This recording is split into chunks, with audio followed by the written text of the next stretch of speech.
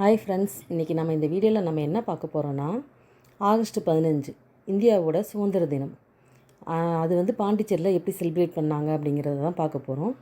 பாண்டிச்சேரியில் பார்த்திங்கன்னா ஆகஸ்ட் 15 சுதந்திர தினம், ஆகஸ்ட் 16 வந்து பாண்டிச்சேரியோட சுதந்திர தினம். 2 நாளுமே இங்கே வந்து லீவ் விட்டு செலிப்ரேட் பண்ணுவாங்க.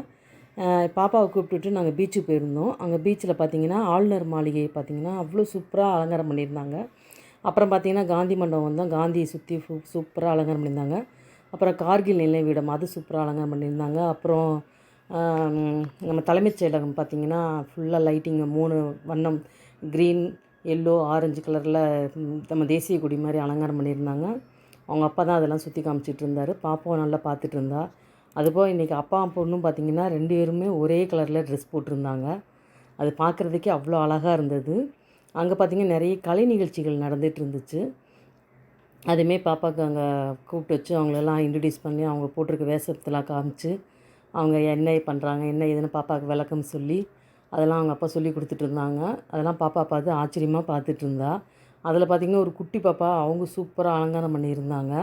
அதையுமே அவங்க அப்பா கூப்பிட்டு போய் பக்கத்தில் கூப்பிட்டு வச்சு அந்த பாப்பாட்ட பேசி அனன்யாவுக்கும் கை கொடுக்க சொல்லி அந்த பாப்பாவையும் பேச வச்சாங்க. முதல்ல பாப்பா பார்த்தோன்னே கொஞ்சம் பயந்தா. அப்புறம் பார்த்துட்டு அந்த குழந்தைய பார்த்துட்டு அவளுமே என்ஜாய் பண்ணாள்.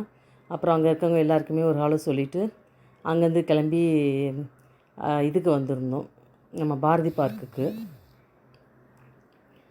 அங்கே பாரதி பார்க்கில் பார்த்திங்கன்னா லைட்டிங் வெளிச்சம் கொஞ்சம் ரொம்பவே கம்மியாக தான் இருந்துச்சு. சரி பாப்பாவுக்கு ரொம்ப உள்ளே கூப்பிட்டு போனால் கொஞ்சம் இருட்டாக தான் இருந்துச்சு. அங்கே அந்த இடம் ரொம்ப வெளிச்சமாக இல்லை. சரி நம்ம ஆயி மண்டபம் போயிட்டு அங்கே இப்போ போனால் நல்லாயிருக்கும் பார்த்து அங்கே இன்றைக்கியும் பார்த்து சுத்தமாக லைட்டே இல்லை. மற்ற நாள்லாம் லைட் போட்டிருப்பாங்க. இன்றைக்கி பார்த்திங்கன்னா அங்கே லைட்டே இல்லை.